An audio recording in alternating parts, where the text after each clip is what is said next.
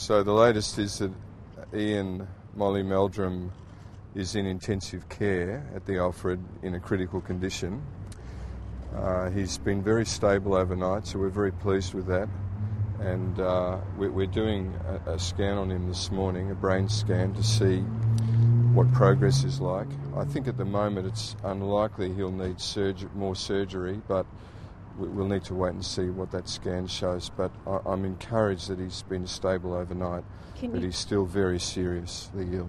What kind of surgery has he had overnight? He had a pressure monitor put in his head to measure the pressure in his brain, and that pressure's been very stable overnight. What are your primary concerns?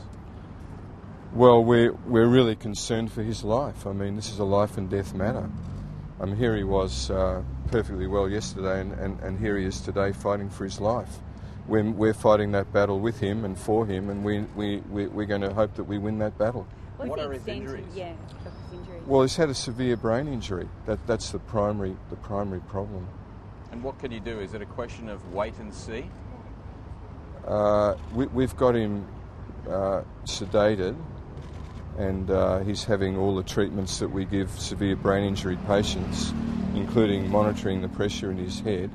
And we're very pleased with the way things are going, but it's very early days. It's very hard to predict I can't predict what's going to happen at the moment. What determines the outcome? Is it how his brain responds pressure-wise? That's one of the important factors, and it's encouraging that his pressure's been okay. We've heard the next 24 hours is crucial. Yeah, the next 24 hours is critical.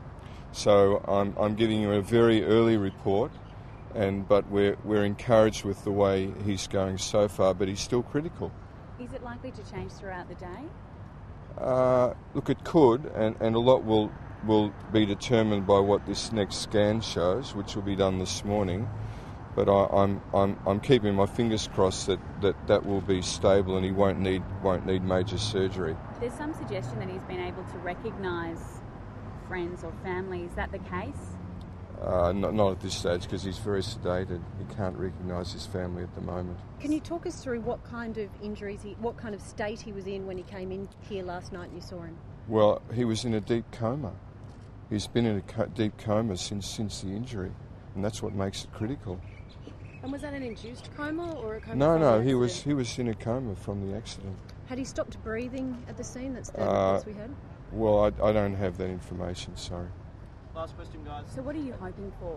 What's the best case scenario? Where to from here? Well, I'm hoping that he will remain stable, not require any further surgery, and slowly improve. That's what I'm hoping for, and I'm sure his family is.